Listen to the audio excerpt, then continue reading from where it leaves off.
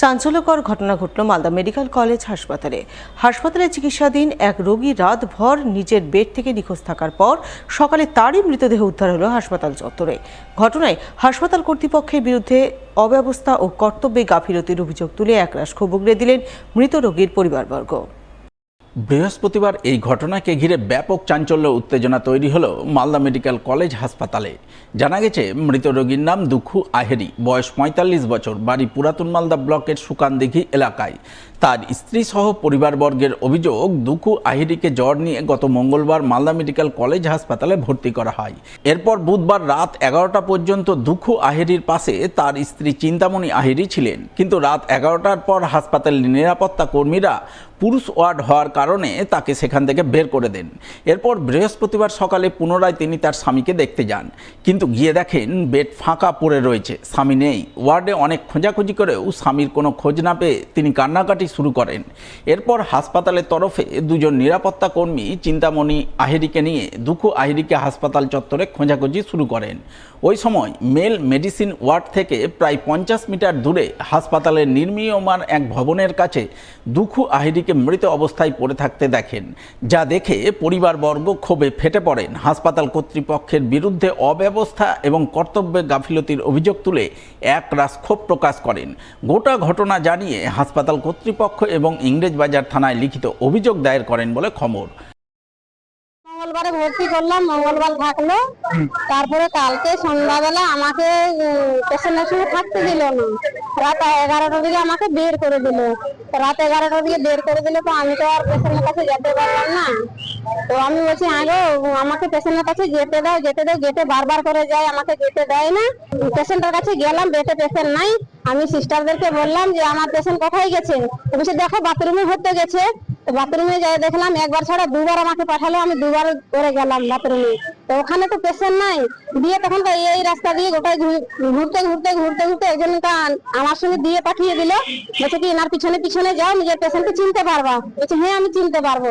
দিয়ে তারপরে আমাকে গোটায় নিয়ে যাই ওই দেখি ভাঙা বিল্ডিং এর ওখানে নতুন বিল্ডিং হচ্ছে, ওখানে আমার পেশেন্ট। আমি তো বুঝতে পারছি না যে পেশেন্ট আমার কেন এত দূর আসলো। আমার পেশেন্ট তো বাথরুমে যেতে পারছে না, ধরে নিয়ে যেতে হয় বাথরুমে। আমার পেশেন্টটা খুবই দুর্বল, খুবই অচল, তাহলে এত দূর কি করে গেল।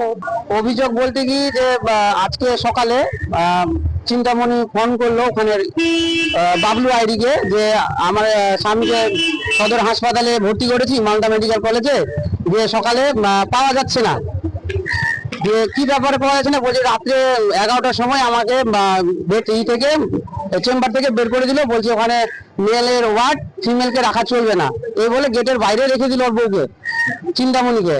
দিয়ে ও গোটা রাত্রি ওই গেটে রাত কাটিয়েছে। সকালে যখন পেশেন্টকে, রুগীকে খুঁজতে যাচ্ছে, বলছে কি না তোমার এখন পাওয়া যাচ্ছে না, তোমার রুগীকে তুমি খুঁজো। তো বলছে কি এখানে, বলছে যে আমার পেশেন্ট তো আমি এখানে ভর্তি করে গেলাম, তো কোথায় আমি খুঁজবো, তোমরা ব্যবস্থা কিছু করে দাও। আবার সিস্টাররা, ওখানকার কর্তৃপক্ষরা বলছে কি এখানে বেশি চিৎকার করবে না, হ্যাঁ যা কোথায় গিয়েছে তুমি খুঁজে নাও। তারপরে কান্নাকাটি করতে লাগলো। তখন হাসপাতালের কর্তৃপক্ষ দুজনকে দিয়ে, ওনার বউকে দিয়ে খোঁজাখুঁজি করার পর ক্যান্সারের আছে ও জায়গাতে দেখছে তার স্বামী মৃতদেহ পড়ে আছে।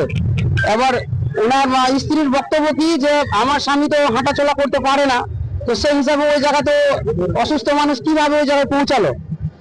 তার জন্য তদন্ত করা হোক। এখানে হাসপাতালের কর্তৃপক্ষের গাফিলতি, এইভাবে করে পেশেন্টকে ভর্তি করছে, দিয়ে পেশেন্টের উপরে কোনো দায়ভার থাকছে না হাসপাতালের কর্তৃপক্ষদের। হাসপাতালে তো সিকিউরিটি গার্ড আছে, ওরা তো গা ঢালামো ভাবে যখন ইচ্ছা যায় ব্যবহার করছে পেশেন্টের কর্তৃপক্ষের বাড়ির লোকের সাথে। মনে লাগছে এখানে ভর্তি করে দিচ্ছে, যা হচ্ছে হোক, কোনো কিছু দেখাশোনা নেই, পেশেন্টের যাই হোক, আমাদের শুধু ডিউটি করলেই হবে। আমাদের ভরসাটা উঠে যাচ্ছে হাসপাতালের উপর থেকে। জনসাধারণ আসছে এখানে সুস্থ হওয়ার জন্য, আবার সুস্থ হওয়ার যদি পেশেন্টকে পাওয়া না যায়, আর পেশেন্টে যদি সুস্থ না হয়, তো কেমন সেটা হাসপাতাল। এদিকে এই ঘটনায় রাজ্যের স্বাস্থ্য ব্যবস্থা সহ মালদা মেডিকেল কলেজ হাসপাতালের চিকিৎসা পরিষেবা নিয়ে রীতিমতো তোপ দাগেন জেলা বিজেপির নেতা অম্লান ভাদুড়ী। সারা পশ্চিমবঙ্গে এই তৃণমূলের রাজত্বে স্বাস্থ্য পরিষেবা একদম তলানিতে ঠেকেছে। আর মালদা মেডিকেল কলেজের যা অবস্থা, এটা মেডিকেল কলেজ নামে মাত্রই, এটা একটা রুরাল হাসপাতালের সমান। যে কোনো পেশেন্টকে এখান থেকে ট্রান্সফার করে দেয়, কি আছে খোঁজ নেয়, বিড়াল কুকুর ঘুরছে হসপিটালের মধ্যে। এটা একটা অদ্ভুত ব্যাপার। একটা পেশেন্ট ভর্তি হলো চিকিৎসার জন্য, তার মৃতদেহ হসপিটালে পাওয়া গেল। বাড়ির লোককে পেশেন্টের কি অবস্থা, কখন কি অবস্থা, চিকিৎসা কি হলো সে সম্বন্ধে কিছু জানানো হলো না। এ একটা অদ্ভুত অবস্থা। এখানে বেশিরভাগ ডাক্তারই আসে, তারা বিভিন্ন জায়গা থেকে ট্রান্সফার হয়ে আসে, সপ্তাহে 1-2 দিন থাকে চলে যায়। না এটা প্রশাসন দেখে, না রোগী কল্যাণ সমিতি দেখে, কারোই কোনো এখানে মনে হচ্ছে দায়িত্ব নেই। মানে রাজ্যটা, স্বাস্থ্য ব্যবস্থাটা একদম জলের তলে মনে হচ্ছে চলে গেছে।